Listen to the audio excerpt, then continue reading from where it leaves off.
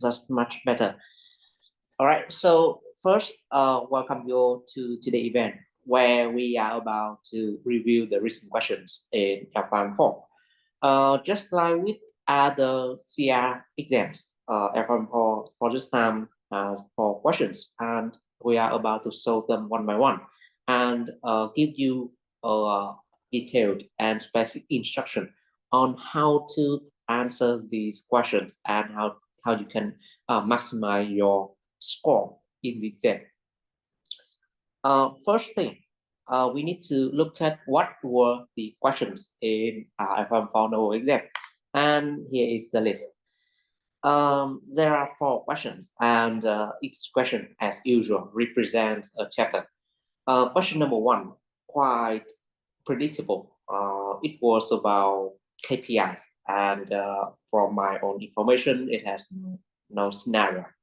So just a simple question about how you apply different KPIs in your own organization or other examples.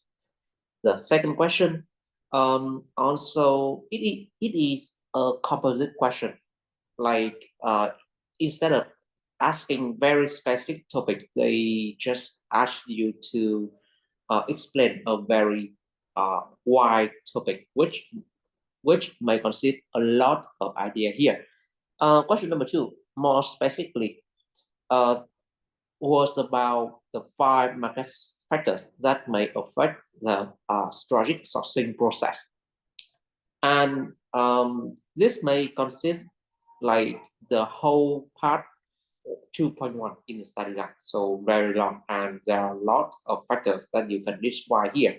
But we need to be selective, and the question only requires you to list and describe 5 factors only. Question number 3, also quite regular and very typical for this kind of exam. That was about the working capital funding, how to maximize, how to increase your working capital. And question number 4, also very typical about benchmarking. Normally, question number 4 in L5M4 typically asks about 2 topics, either about the balance scorecard or about benchmarking. So for this time, it asks about benchmarking, and as you can see, quite predictable for question number 4. So with this kind of question, then how we can deliver the answer? Let's see what I suggest here. First, with the first question about the KPIs, then normally it often comes with a scenario.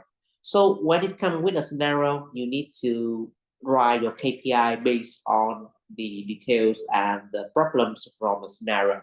Like you need to understand the objective of the organization there and what the problems they are facing, and then identify the critical success factors and the key elements that may help them to achieve those objectives. So the KPIs here need to be aligned with the objectives and long-term vision of the organization. But for this question, as I know, it has no scenario. So you can list and describe some KPIs as you want. And in the study guide, they suggest a few criteria that we can focus on, like about cost, quality, safety, or delivery. So we can focus on a few key KPIs like cost reduction, price performance, or fit for purpose or complaint rate. For delivery, then we can focus on something that we are very familiar with, like on-time info, average lead time, or so on. We may have the KPI on safety and service, like with safety, then we can observe the compliance to safety standard or the percentage of workers with sufficient equipment. Or it could be about service quality, like the pickup time or satisfaction score and so on. So there are a lot of KPI we can select from, and that may help you with the first question. As I know, the question here is just about 5 KPI. Like you can describe any 5 KPI that you want. And since it is with that scenario, so it is recommended that uh, you need to be able to list or write some examples from your own organization about these KPIs.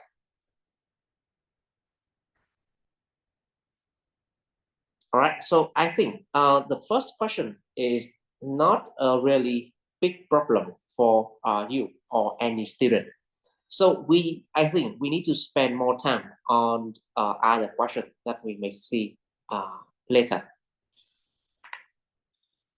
The second question here was about the market factors, and when the question was about market factors, then it means you need to like list them and describe each factor separately.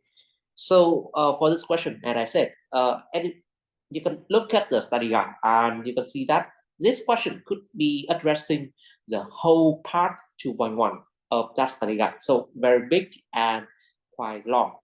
And the thing here is that you need to have a strategy to manage your time. This is a very long question.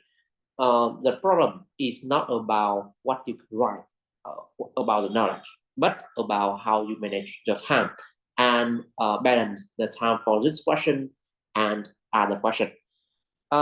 Before we are saying about the time management, then let's look at what kind of answer you need to deliver here. With the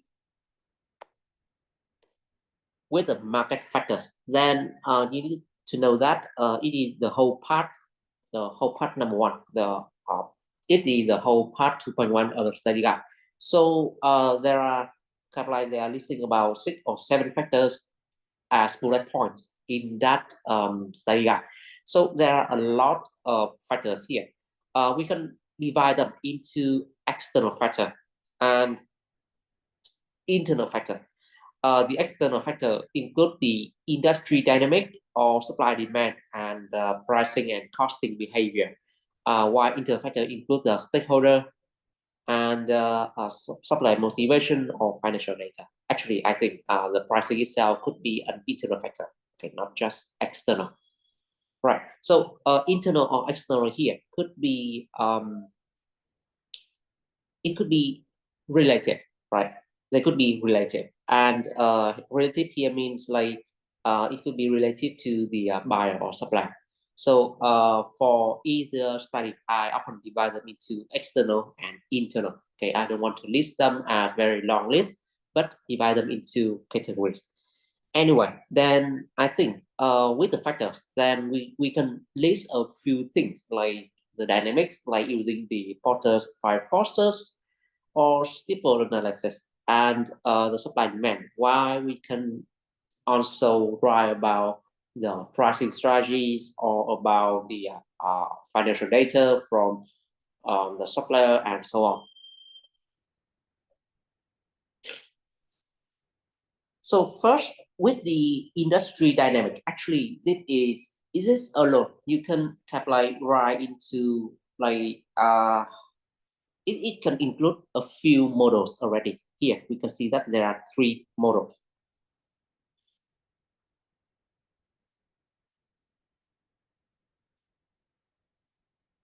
All right, so with this one, then the dynamic here include like how we understand the industry and the sector in general.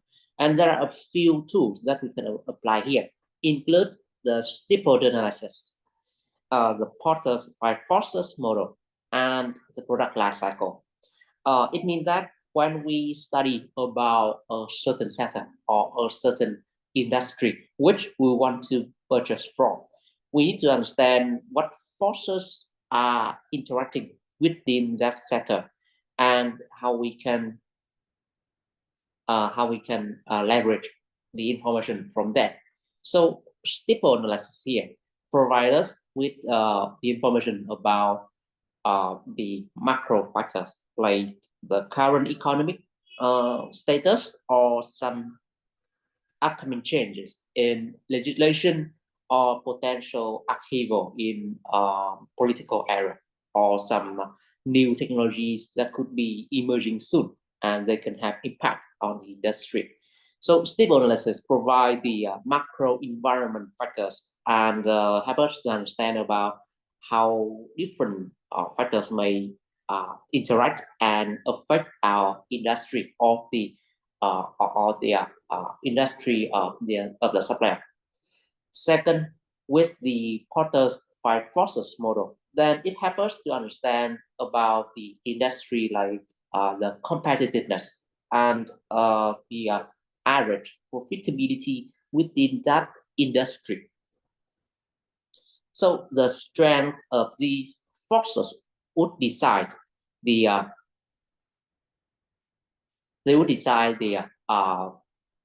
profitability or average profitability that a supplier may charge us. And we may understand the situation in that supply market and we can use that information to negotiate with the supplier.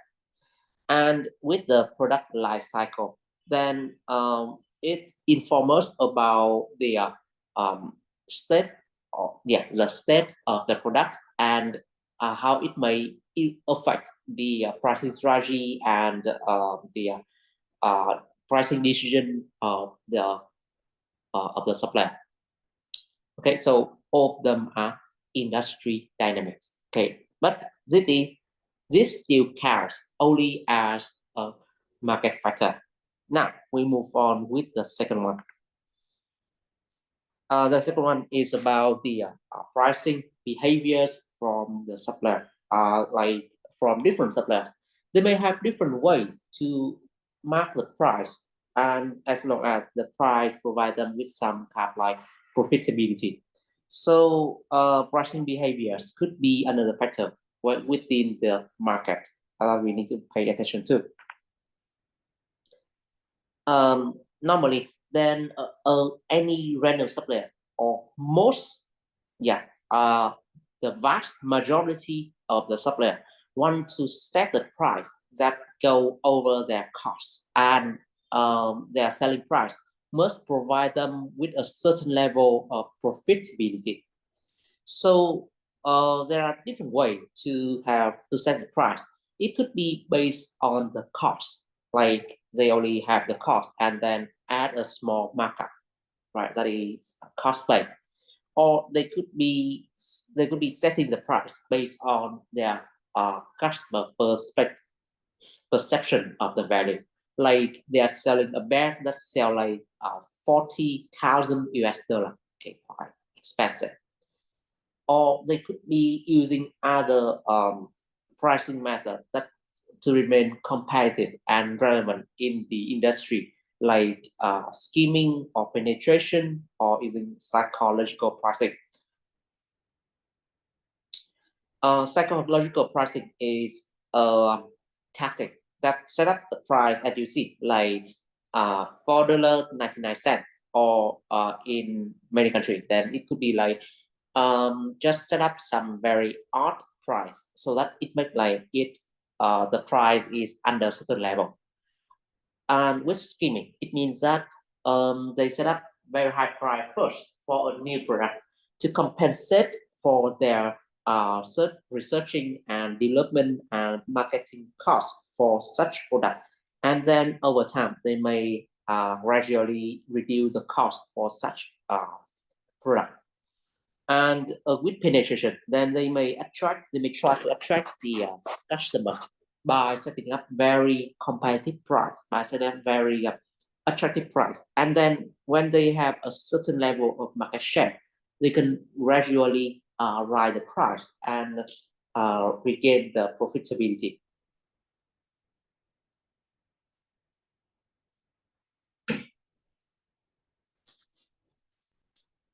So that is about the pricing behavior.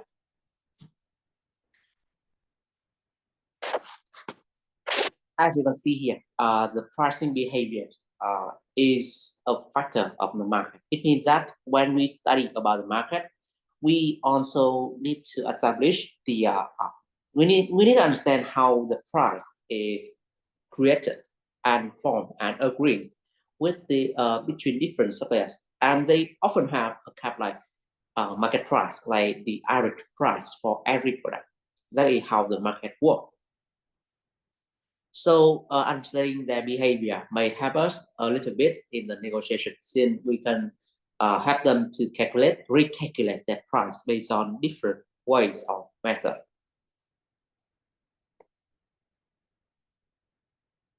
The third market data we can use here is the third market factor we can look at here is about the uh, by looking at the financial data from the supplier. So for an industry, then it could have like we we can say that a market or an industry could not be like infinite, but it always has its side, and the sum of each company here, of every company within an industry, would create the market size, right? The total market size for the industry. Like to assess the car or automobile industry, they just need to collect the revenue from different supplier, different car manufacturer, and add them up together, and we can see the market for car is like about $100 trillion globally. Okay, that is an example. So the financial data may provide us with some very helpful information about the industry, like about the total size of that industry, the total capacity for now at the moment, and other factors like the profitability or the cost base or the pricing behavior, and the return on investment in each different industry.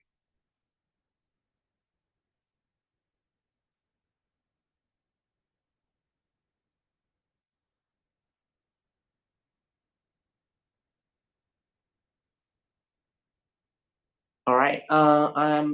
I look at two questions from Ima Jerima. Okay, so Uma is a very popular, is very frequent visitor or participant of our event. So, and he also raised a lot of questions. So, let's look at each question before I continue. Right, there are two questions here. First, what is the difference between critical success factors and core competence? So they are basically different, as you can see. When we talk about the core competence, then it means that something that you need to have, to do something, right? Why critical success factor is it may include your own ability, but it also includes other external ability or external factor or external environment factors to achieve something. So to say that to be like to be success at Cips exam, I need to identify my core competence and the critical success factor. The critical success factor here include both inside me, the internal factor and the external factor. Besides that, I need to have the discipline. I need to know about procurement, and I need to be working at this profession to be excel at Cips exam. But I also need other external factors like support from my family, my friends, my tutor, and the availability of the material at affordable price. So all of them are critical success factor, while core competence only consider about the internal factor only, like my own discipline or my time spent on study, etc. Therefore, they are basically different. Okay, so that's for the first question. And with the second question, Okay, so you are talking about international factor. Actually, it is just about letter P here. With political, we are not just talking about the internal or domestic politics, but also international one. Not just the war between Russia and Ukraine, but also about other cooperation or conflict around the world, like the United Nations, their resolution, their projects, their program, or other free trade agreement, etc. All of them are political and they are already included within the stable analysis. You don't, okay, so every factors in stable here, we need to look at in the broad way, like social, not just, okay, so they need to be customized in your own analysis. For example, if you want to analyze the market in Nigeria, so you just need to analyze the social factors in Nigeria, right? Or the technology that are available in Nigeria, or the economic factors in Nigeria, like interest rate. Each country has different interest rate, and the current movement of the naira against other major currency or against other currency of the neighboring country, like West African francs or the currency of Ghana or Togo or etc. So depending on your own analysis, then you may need to expand uh, or or tighten your own analysis. And the every letter here may also include the international factor. So just like with other factors, uh, you know, sometimes even the letter L, legal, most people think legal could be like domestic legislation factor only, but legal may also include the international conventions that your country is a part of, like the Convention for International Sales of Goods, CIG, as you learned from F3. All of them are just legal as well. It's not political, but it's legal. Legal is like technical for law, like everything regarding the law and the obligation and the rights of every party in a transaction that is legal, and the obligation of the organization in different ways. But political is like about how the country or the world is governed, right? So anyway, then my point here is that Stipple does not overlook international factors. They already look at international factors as long as you are analyzing them. Okay, so social matters could be international as well. You may need to look at the recent trend in the whole world, like cultural trend or something like that. Technological is also international. The emergence of new technology like in China or in Japan could be disseminating into other countries and to throughout the world. So they are basically different. Okay, so all of them already include international one, as long as you are analyzing them. Okay, the this analysis does not ignore the international part.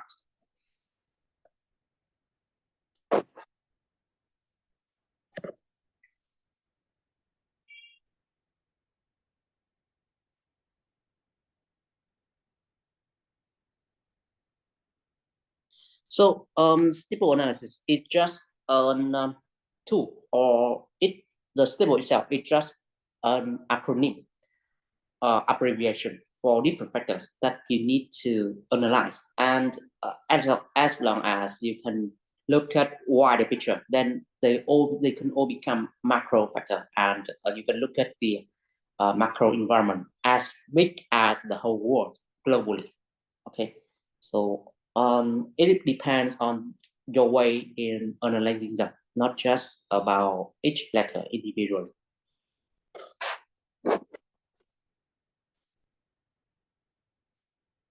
All right, so I'm talking about different market factors and the financial data from supplier or financial statement could serve as an important source of information.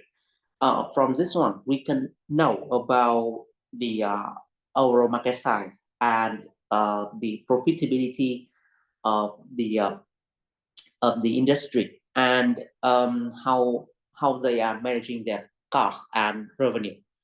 So from this information, from this business information, then we can be prepared better for our project. And furthermore, we can understand the financial performance of the supplier, and maybe requiring them to complete certain qualification before bidding for the contract.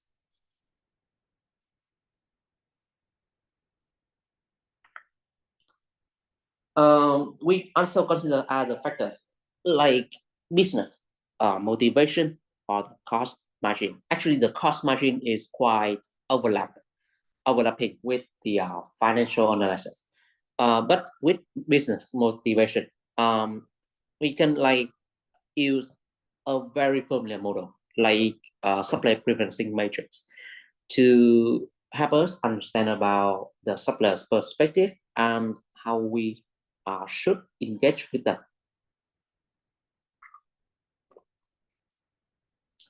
So this model is again from level 4, and as you can see, a lot of market factors here could be learned from level 4.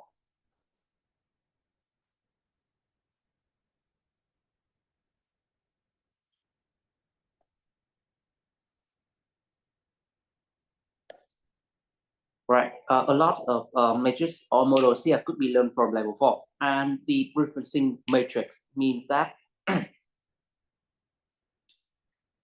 we can divide, like we can look at the market from the supplier perspective, and we can like decide which customer they should prioritize or how they should treat each customer differently. For example, for high value customer and with high attractiveness, then we need to form strong tie and have them or encourage them to purchase more and become the core customer. Or if the customer has high value but low attractiveness, then they will fall into the exploitable quadrant. And the action from the supplier here include like they just want to increase or maximize their profit on these customers and charge higher price for this kind of customer.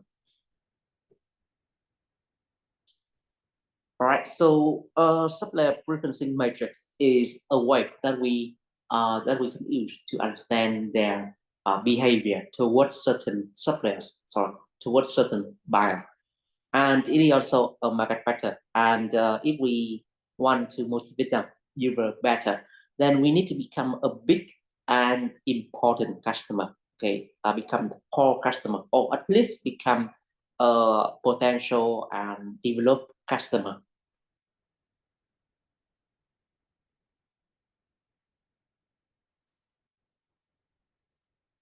Yeah, again, here I see another question from Ilma. Does each quadrant in cost and steel supplier purchasing matrix correspond to each quadrant in project? No, actually. Um, we need to like, I think this matter is very well explained in L5M4 study guide. It say that the customer, sorry, the buyer may look at the supplier in a way, and the supplier may look at the buyer in another, so they don't correspond, right? They don't correspond. They are just two different models that help us to understand two different perspectives from our side as buyer and from the supplier side, okay, as the seller. They need to manage their customer differently. So not the same, though they are not correspond. And if you want to look at this more specifically, then I think the best way is to look at L5M6 study guide. They have very nice model for the combination of these two matrices. All right. Another question from Yuma. What does it mean by discounted cash flow? So today, I'm talking about the L5M4 and not about cash flow or cash flow analysis or net present value. So it's kind of like our scope, and I don't want to spend my time or waste the participant time on this. Instead, if you want to ask something, then we can join our class or send it an email separately. Okay, so today we don't do this one, but we can do this in relevant topics like about how to analyze net present value or a topic about the discount cash flow and what can impact on procurement. Okay, so we don't do this today. I can explain this if you send us an email to our address. Right, let's continue.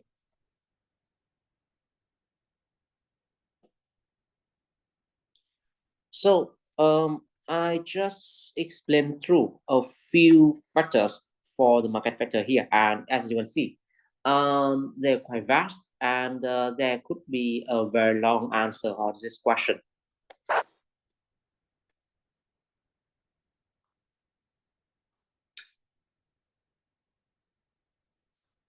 And for this one, then we still have another factor, one factor left, that is about the stakeholder. With stakeholder, then it's considered as a market factor because they could be very kind of like very helpful input, very helpful source information about the market. They could provide us with necessary information, and they could be collaborating on certain analysis and collecting the data. So to use or to collaborate with the stakeholders more effectively, we may need to have the right strategy and approach. Okay, we may use the Mendelow's matrix to categorize and engage with each stakeholder differently and more effectively.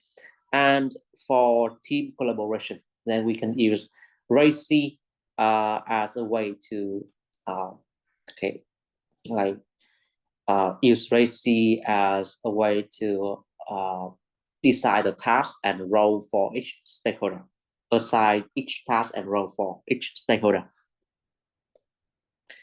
So I believe that Mendelow's matrix is very familiar to you, but here I may need to explain a little bit about the RACI matrix.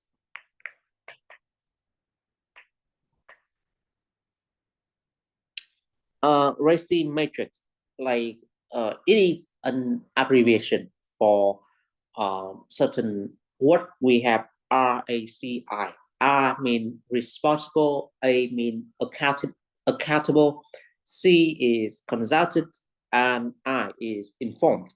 So they divide the role of each stakeholder into like responsible means that person need to undertake or carry out that activity or order. Accountable or A means that person will be responsible for reporting and will be held accountable for the failure or the success. Like if they fail, then they need to face the disciplinary measure, or if they success, they will get the reward. Okay, so accountable means they need to report and be accountable, be accountable for the consequences. Consulted means the stakeholders need to be consulted or need to be asked before deciding the result. And informed means that stakeholder need to be informed or need to be notified about the outcome or about the instruction when something is carried out. So based on these roles, then we could have apply a matrix for different stakeholders. Like on my screen, I have three teammates like Clara, Thomas, and Brian, and a few tasks like finding supplier, shortlisting them, and contract management. So using RACI for each task, like finding supplier, I may decide different role. Clara is responsible for finding supplier. She needs to uh, search for supplier and summarize the information in one place. Brian is accountable for this, and if Clara fails to do that, then uh, Brian need to supervise Clara and be accountable for the consequences, accountable for the results. And Thomas will be informed about the results from Clara, along the way. So by this way,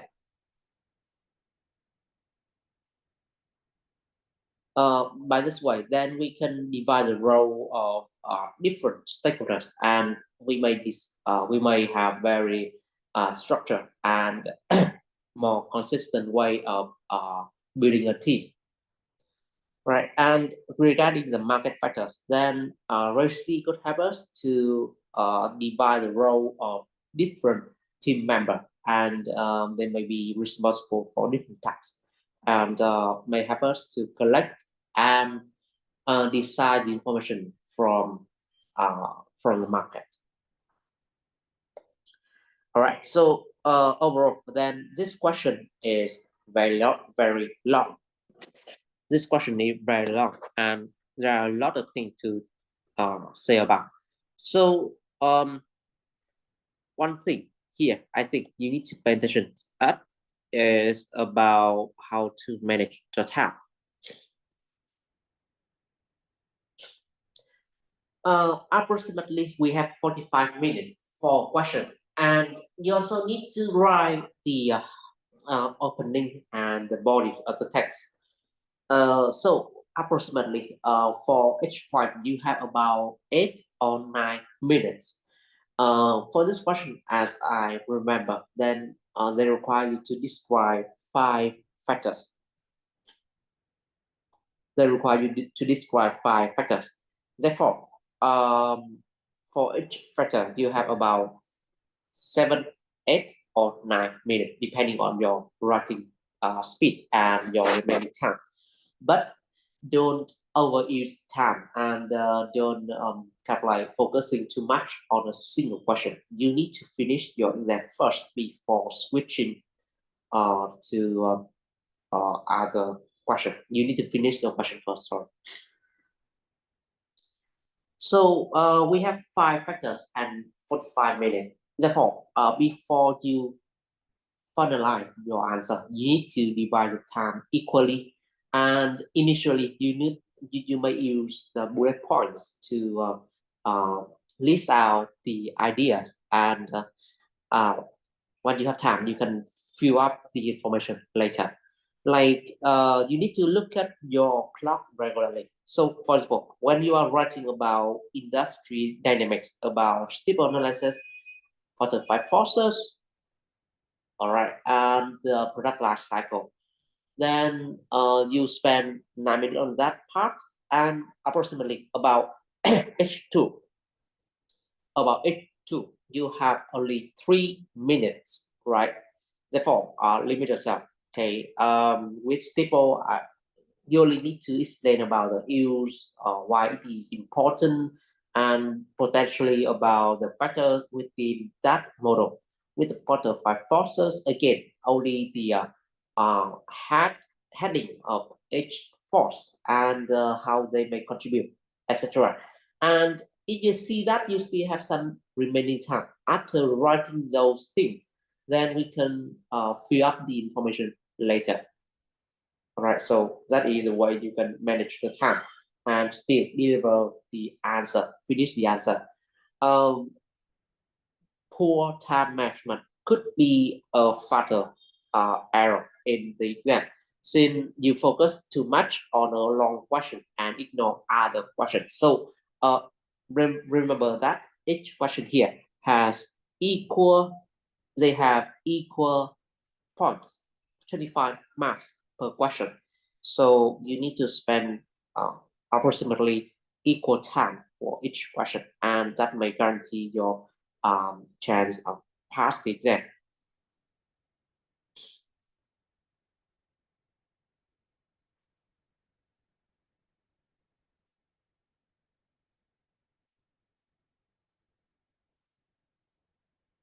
All right. Yuma, we always send the recorded version to everyone email, and we also use the registration information for sending the recording and the slide.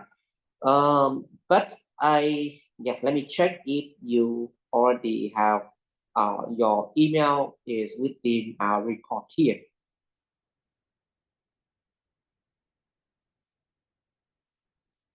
So this is something that you need to know. If you want to join and get the you want to join and get the recording, you need to provide us with exactly your current email.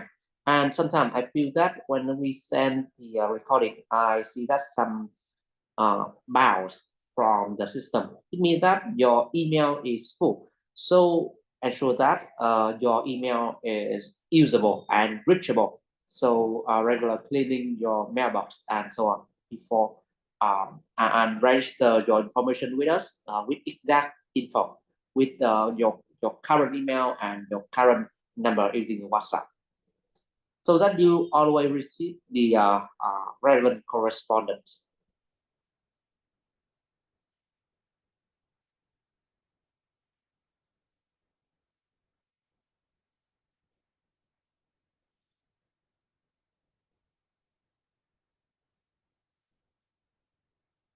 Okay, so I'm looking at your email, Yuma. Nadiba. Yuma Nadiba. Yeah, so your email is correct, and you will see the recording soon. But also remember that if you don't find our email, then you can search from your mailbox using our address here, evocument@evocument.edu.vn. And by the way, I think that you will see our exchange. Now, let's continue to question number 3 about the working capital. So this one is quite a regular question within L5M4. And this is still a very potential topic for March exam, how to fund the working capital. So first, before we go to the details, how to do that? First, we need to know what does it mean by the working capital.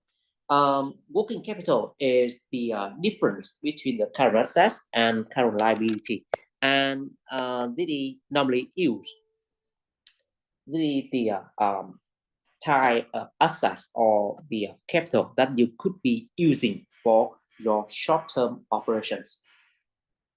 So having sufficient working capital would be allowing you to expand your capacity temporarily before deciding for the investment, or if you have sufficient working capital, you can reinvest and expand your operations. Okay, and ensure that every activity has enough funding and deliver the good result. So managing working capital is one of the very important tasks of organization, and that may include the task for procurement as well. As with the formula here, we have current assets minus current liability. So to improve your working capital, you need to maximize current assets and minimize the current liability. And if you still remember the composition of current assets and current liability, then we have it here. Current assets include the cash or inventory or account receivable. They are the three biggest elements within the current assets. But there's something we need to say about these assets. For cash, then that is the most preferable asset because cash could be turned into anything. You can use cash to purchase anything, okay, from the market. For inventory, yeah, sometimes they are helpful, but in most cases, they are quite risky. They could become obsolescent or redundant. and they may lose value if you don't sell them quickly. And with account receivable, they are still risky because there are some customers who may not have the ability to pay. So nothing is more preferable as cash. So to maximize your working capital, then one of the tasks is to manage cash flow and improve your cash flow.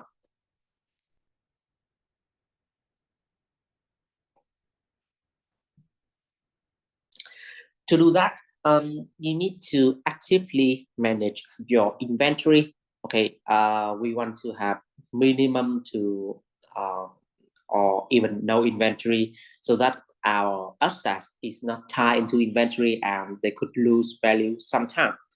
We want to maximize the cash and therefore we want to collect more quickly from the customer while delay payment to the supplier. For the first thing, then my recommendation here is that you need to revisit L5M4. They have a lot of suggestions about how to improve inventory management. Like we could use barcode RFID to track the inventory and understand how much inventory we have on hand.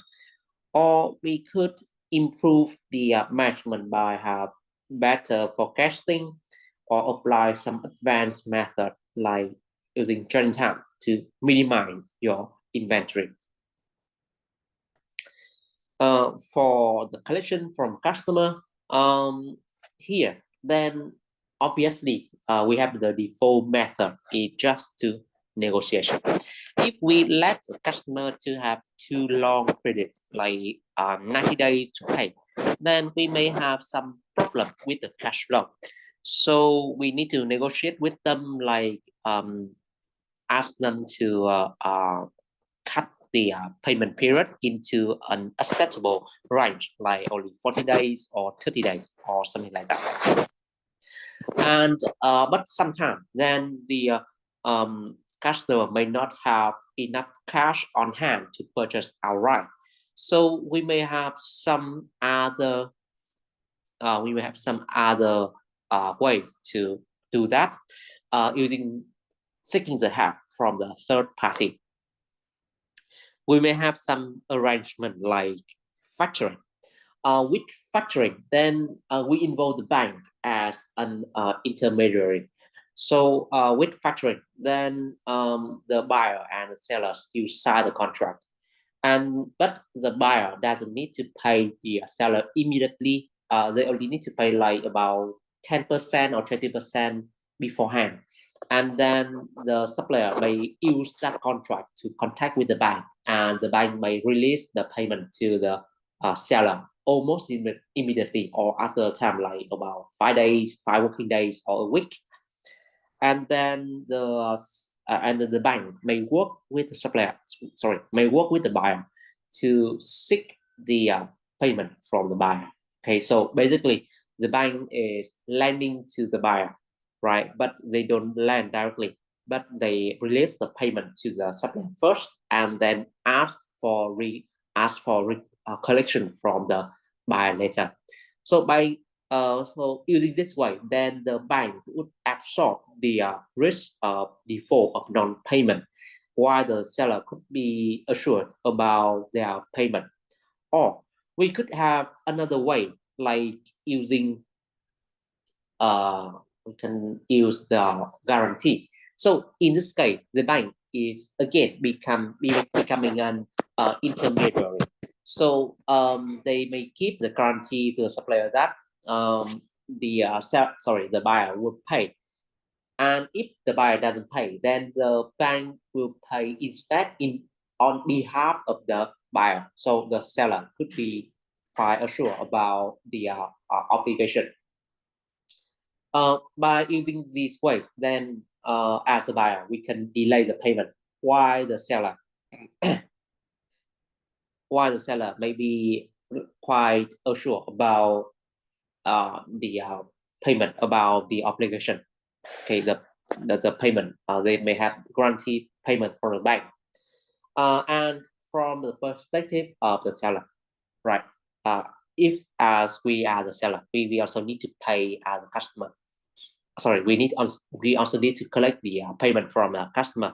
Then factoring could be very helpful. Okay, we can delay the payment and we can deal with the bank later.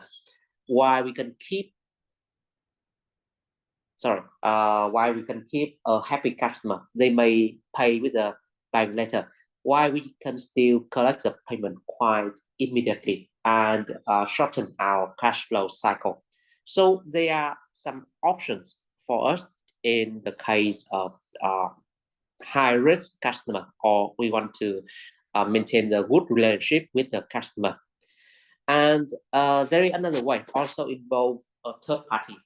For this time, we have the insurance company. And here I'm suggesting about trade credit insurance. In this type of arrangement, then we just purchase an insurance policy from the insurance company as usual. And this policy will pay if in the case of default or insolvency. If our buyer become default or insolvent, then the insurance company may may pay us the outstanding value.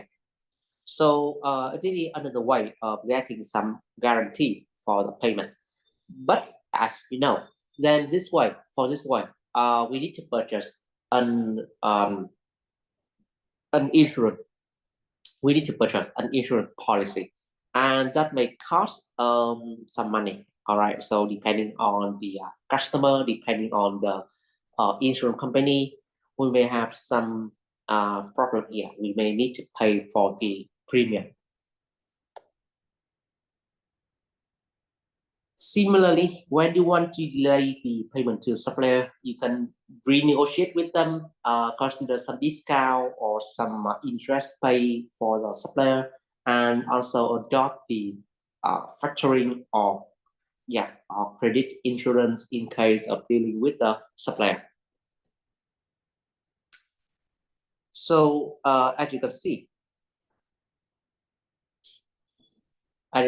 then managing working capital could be very vital and very important to any organization.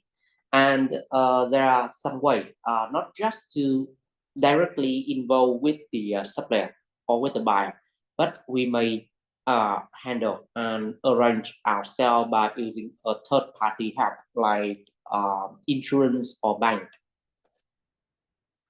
We may also have other options like having some loan on the working capital or using the bank overdraft as the temporary compensation for the for lack of working capital at the moment. But all of these things will only come with the interest and fee. Therefore, we need to be careful about that.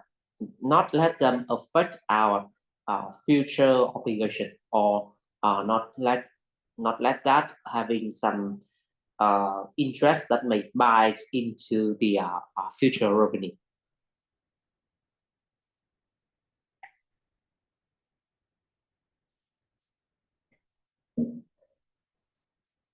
Now we can move on with the final question about benchmarking. So as I know, the question about benchmarking for this time was just about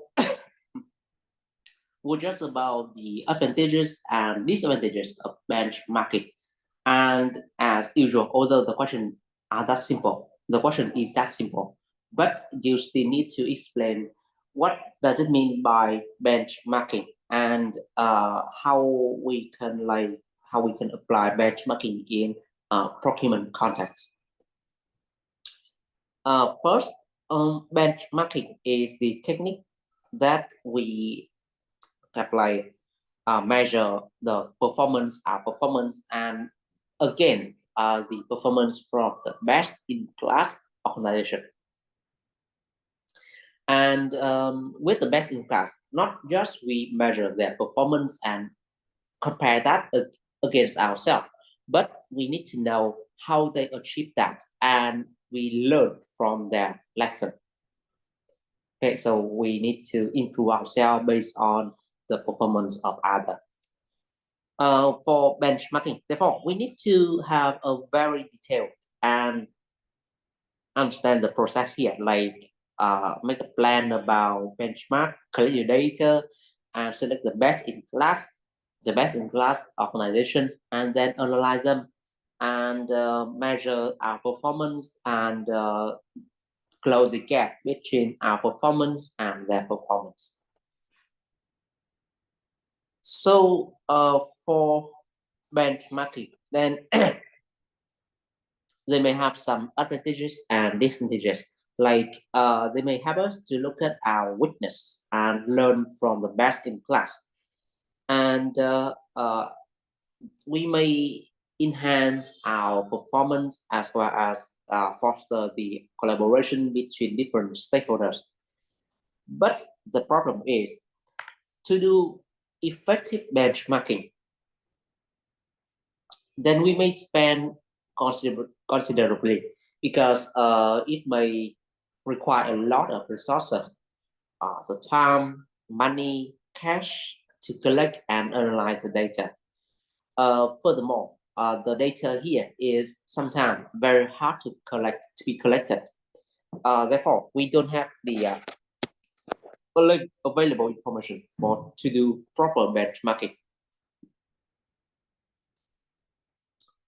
And as you can see, benchmarking sometimes is misunderstood as an imitation rather than learning from the best in class. It could lead to complacency and a simple copycat strategy for the current organization. And it may also lead to the toxic culture when people like just want to have quick result and just try to copy from every available example they can see, and they may stop like being innovative or create and being creative themselves. And sometimes for other people, benchmarking require considerable change. Therefore, it may cause some level of resistance and conflict along the way. So it could be long, exhausted, and a very confusing process. Okay, so we need to understand about these challenges when we do benchmarking. Okay, so that is the final part of today's event, and within an hour, I just try to explain the potential answer to the question. As you can see, all of them appear in the study guide, right? And as long as you pay close attention to the details, then this kind of step would not be very challenging. So if you have further inquiry or question for us, then you can contact us on our WhatsApp with the number on the screen, and also the email. This event will be this event is recorded, and the recording will be uploaded onto our YouTube channel. So you can search for previous event and webinar there as well. And as you know, now it is very close to the Christmas. So I wish you all the best and Merry Christmas to all of you, and wish you that in 2025, then we will become more successful and more satisfied and become happier.